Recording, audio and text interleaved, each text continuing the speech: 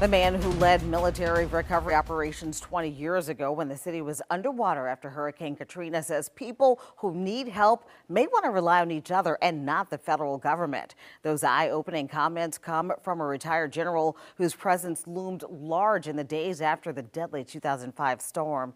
That, as we remember, 20 years since Hurricane Katrina made landfall. Here's WDSU anchor Travis Mackle with our latest installment of a year-long series, Faces of Katrina. And we have to warn you, this conversation is candid and unfiltered.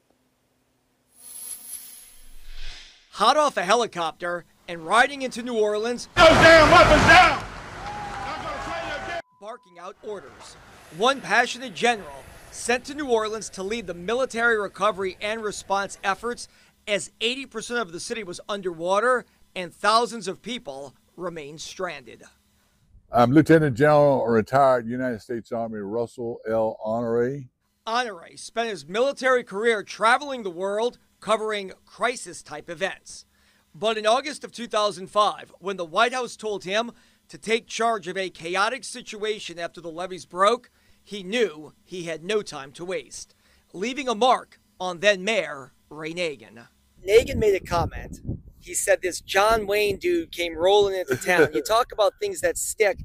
That stuck with a lot of people. It did. That was one of them one-liners that stayed there. What do you think about that? Well, John Wayne was an actor, and he could shoot the scene over. That wasn't the case here. You got what you got. But it stuck with a lot of people. A Louisiana native and Southern University grad, Honore commanded military units on search and rescue missions, recovery efforts, and evacuations, getting people out of the convention center and Superdome. I'm honored to have served, and the biggest contribution personally was to clean up the message. I get far more credit than I deserve because the people that really did the work were the troops and the first responders and the volunteers. Now 78 and retired from the military, Honore has written books. He teaches at Southern, and he leads the Louisiana Green Army, an alliance of civic, community, and environmental groups from across the state dedicated to winning meaningful climate change. But when it comes to Hurricane Katrina, I tell the story from where I saw it. And while Honore says state and federal responses to natural disasters are better since the 2005 storm, the retired three-star general still has concerns.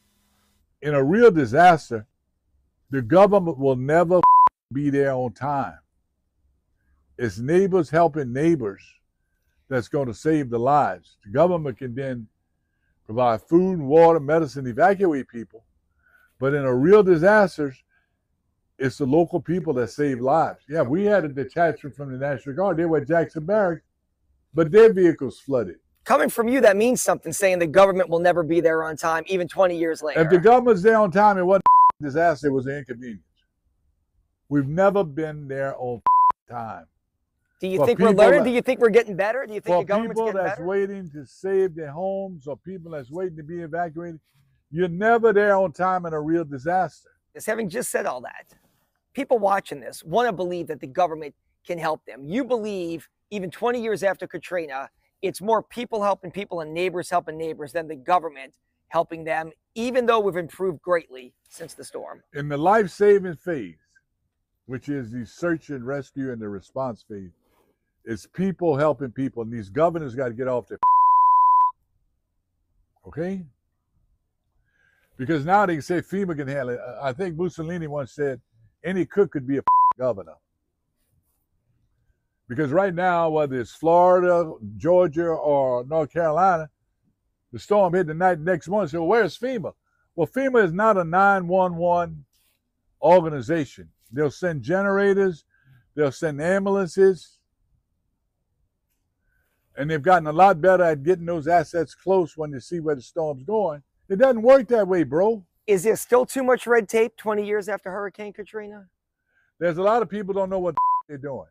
Governors, every one of them in a major disaster is learning on the job. Tough words from a retired general who led the military operation during one of the nation's largest crises 20 years ago during Katrina.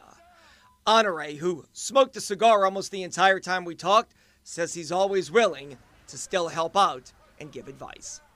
And may I send good spirits to all those who survived Katrina and all those who are still learning lessons of Katrina. God bless America. Retired General Russell Honore, military hero, tough talker back then and even now. One of the many faces of Hurricane Katrina. I'm Travers Mackel, WDSU News.